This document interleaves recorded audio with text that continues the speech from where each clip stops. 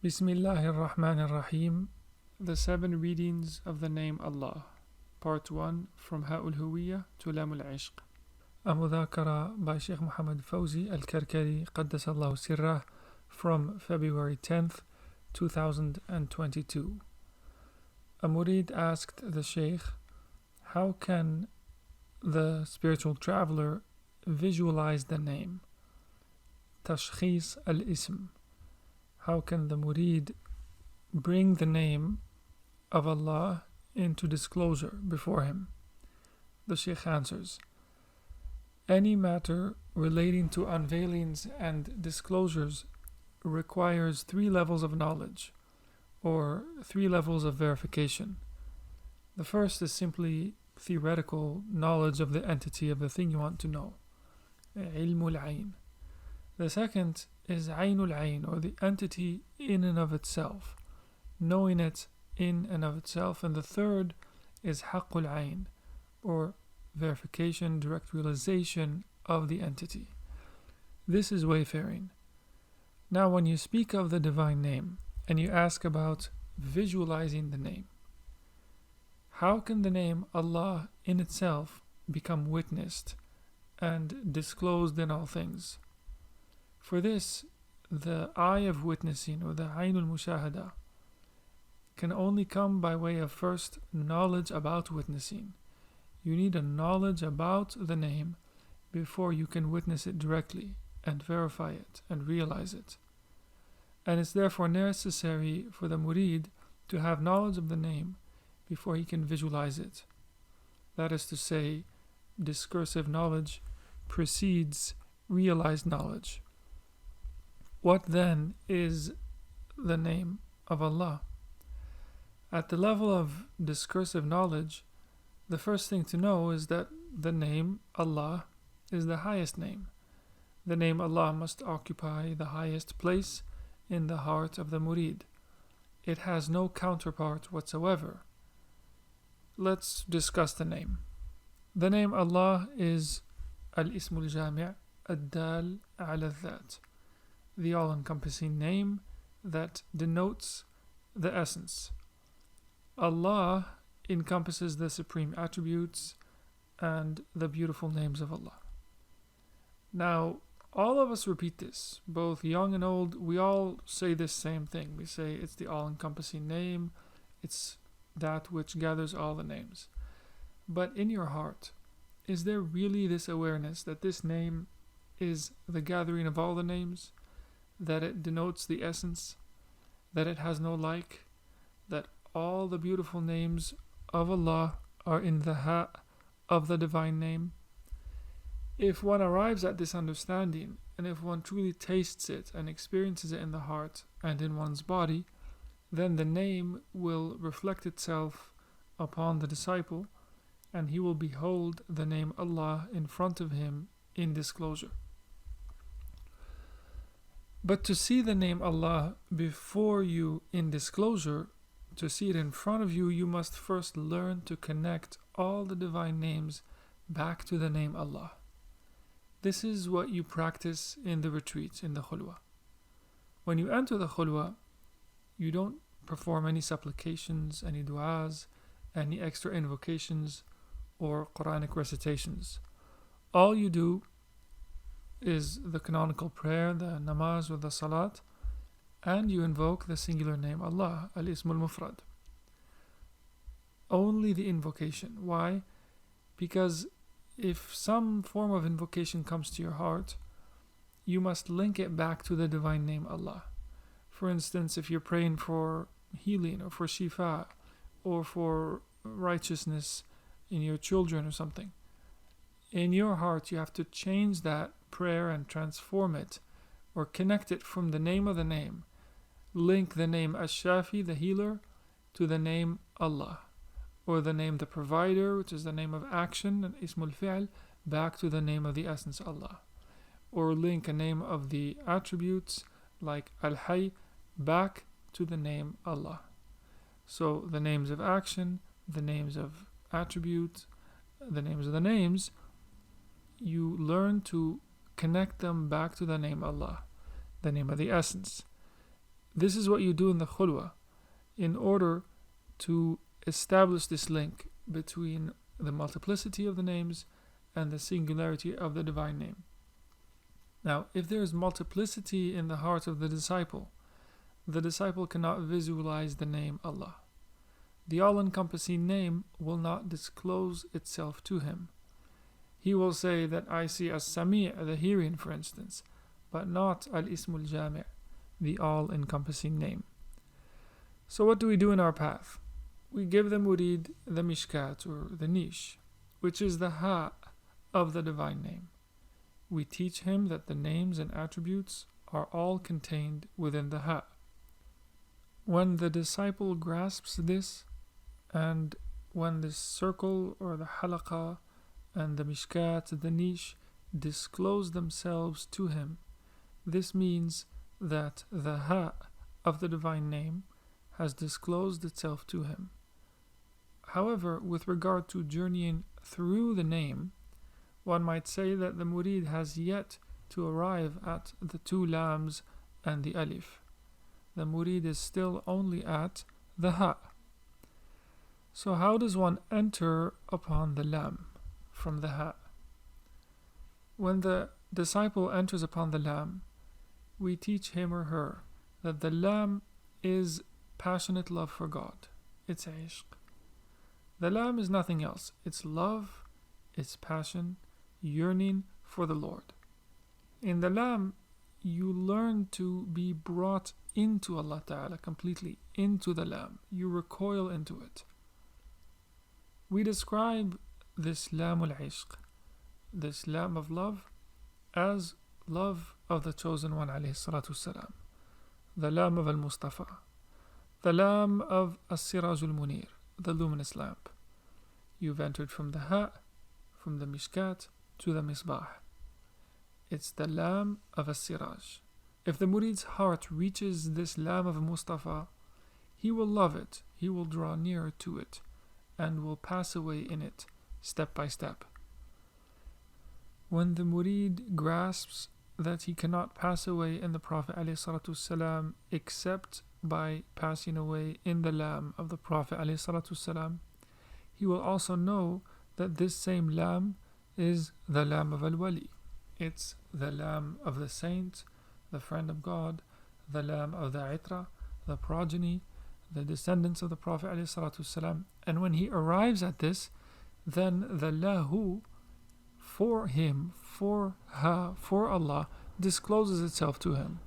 Lahu mulku samawati wal ard. To him, lahu, belongs the kingdom of the heavens and the earth. That discloses itself to him at this stage. When does one attain the visualization of the name? If the murid has knowledge based on sheer experience and purity of heart, and once the heart tastes this lam and it reflects upon the mirror of the heart, he sees lahu written before him. If you just see the name Allah as a combination of letters, or if you only grasp it theoretically, then the Shaykh will help you acquire experiential taste of the name by using a physical tablet upon which he inscribes the name. Why is that? In the early days of the tariqah, we used to inscribe the rasm, the consonantal skeleton, the orthographic structure of the name Allah upon a wooden tablet. We would gather in that inscription the secrets of the lam within the lam, of the alif within the alif, of the ha within the ha, and we would circle them with ink.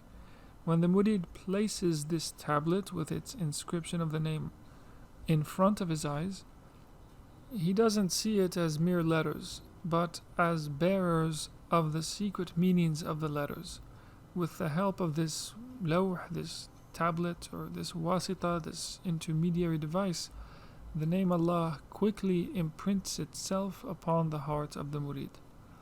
However, once the number of disciples in our path grew, it was no longer possible to make so many individual tablets, and instead we give a Mudhākara, we give these discourses in which we transmit knowledge and certitude about the secrets of the letters of the name, and the murid thereby grasps what he hears from the Shaykh and cultivates reverence for the name in his heart through the Mudhākara. So the murid has no need for the physical wasita or tablet. He may simply invoke Allah and reflect on what he heard from the Shaykh and ponder the awesome grandeur of the letters and its secrets, and cultivate love and reverence for the name. Then, when he closes his eyes, he sees the name, and when he opens them, he sees the name inscribed wherever he turns his gaze. Entering upon the Lam al-Ishq through the Ha occurs by means of a particular name within the Ha. Let me explain. The Ha, as I said, is the gathering place of the names of Allah. It's the niche that the murid takes when he gives bay'ah. However, the Lam is a lamp. The Lam of love is the misbah.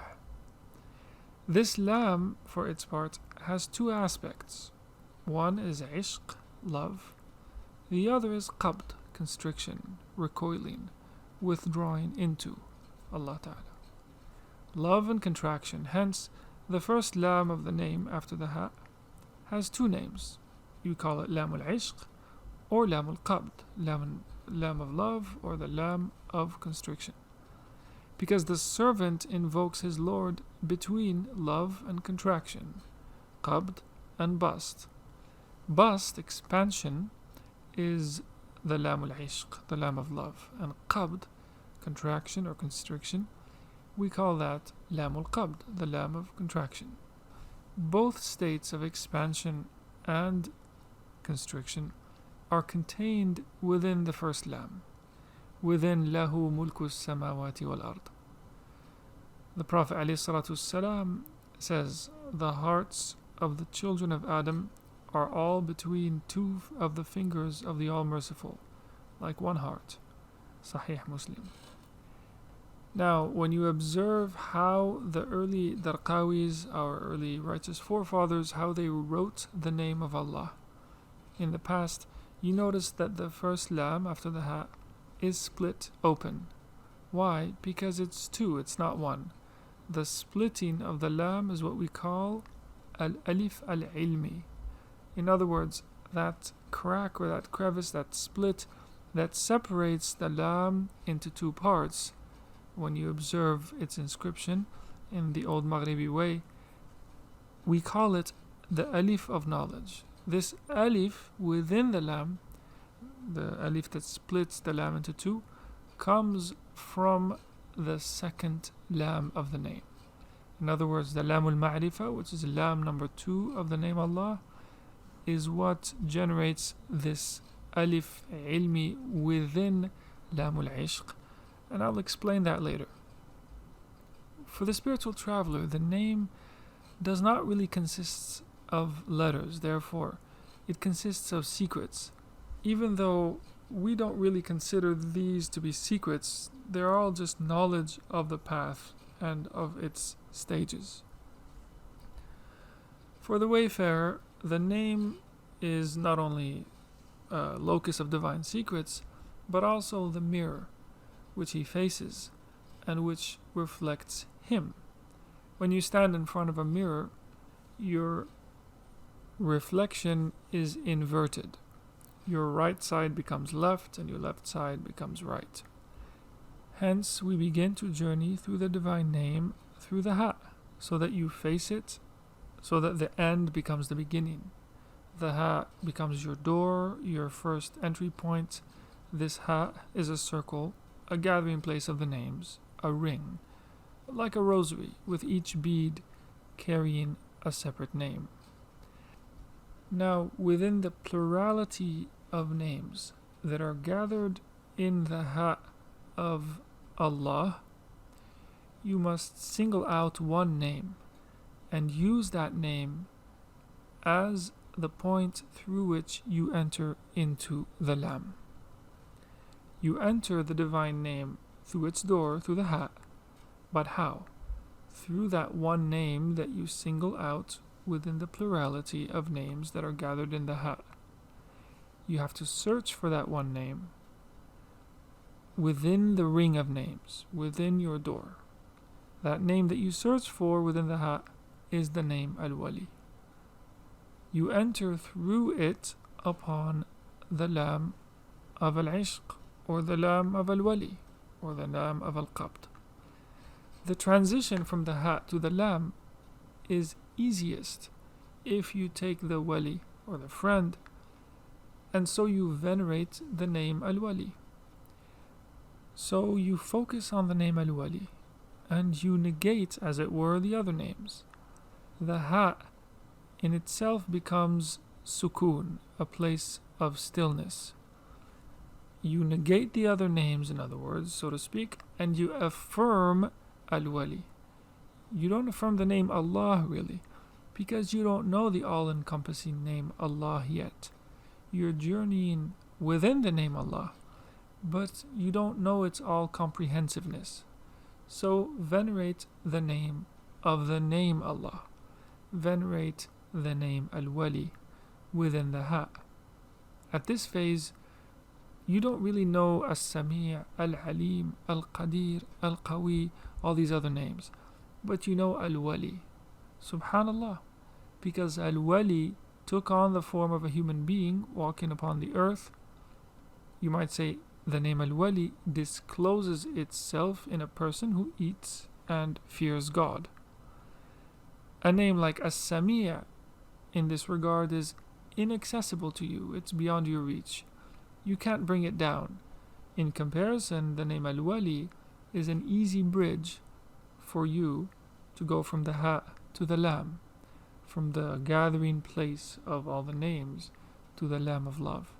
So if you give importance to the name Al-Wali in your heart, then the lam manifests. When the lam and the ha disclose themselves to you, then you will attain two letters within the name, two secrets, two readings. This name Al-Wali will split the lam apart. It's a name that is shared by God and the servant. Al-Wali is ism mushtarak. God ascribes it to himself, Allahu Wali, and he ascribes it to the specific servant, Al-Abd Fulan, Waliyullah.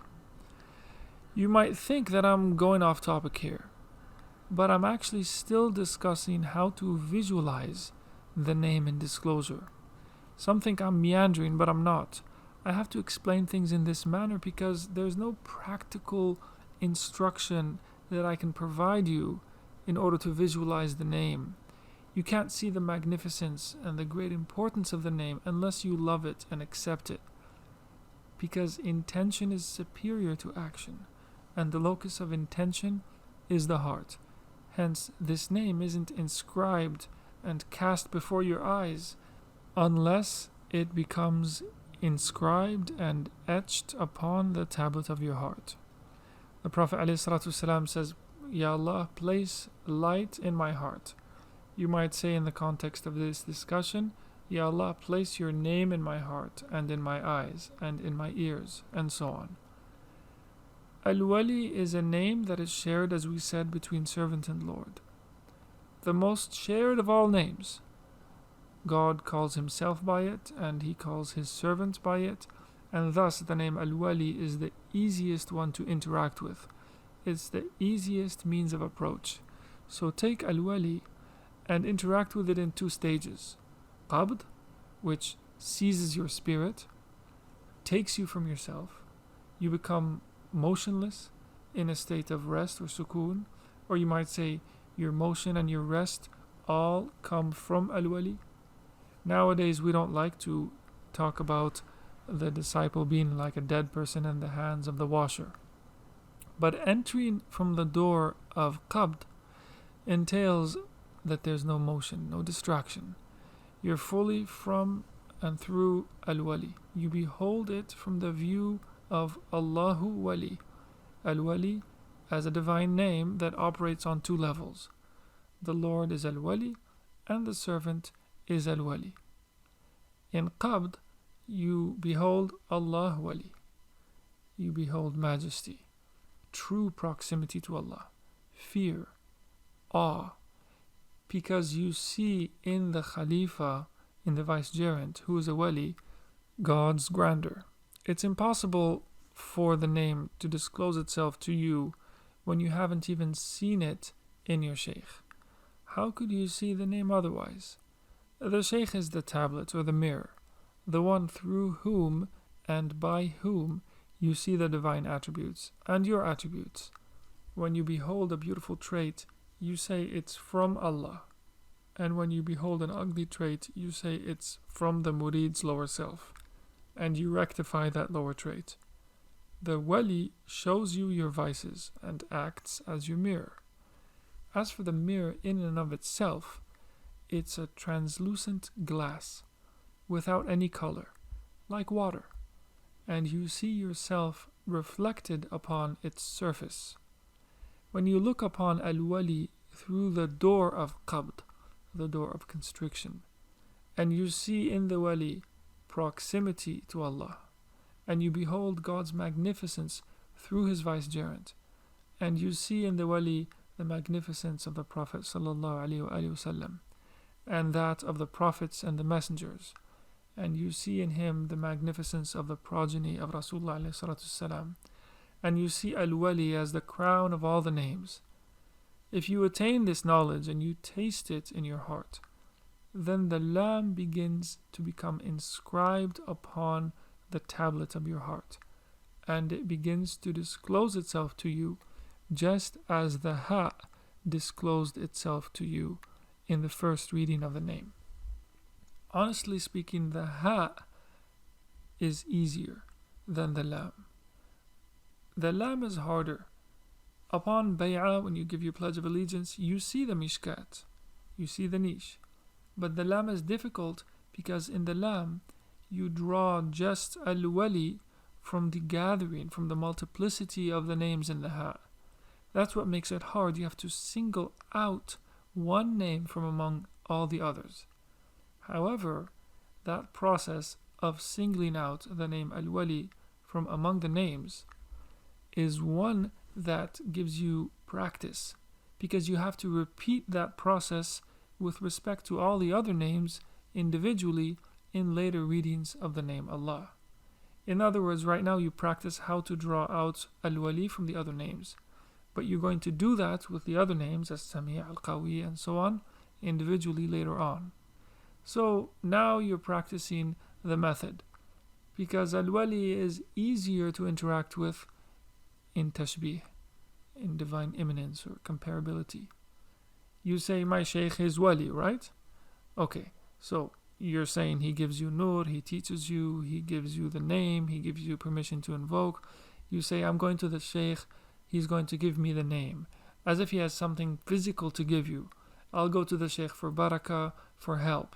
The Shaykh here, you might say in that first phase, is giving you the ha, the bread of the name. You could say a part of the ha.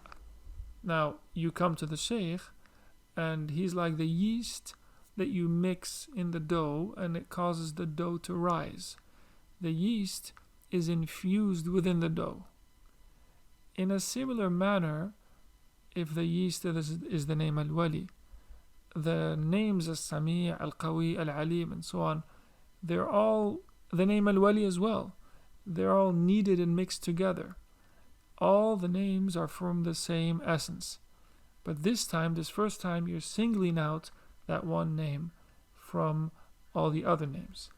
The reason you do that is because, subhanallah, it's easier to interact with Ismullah al-Wali, God's name al-Wali, because we have dispensation from Allah. There's a grace that enables us to bear it.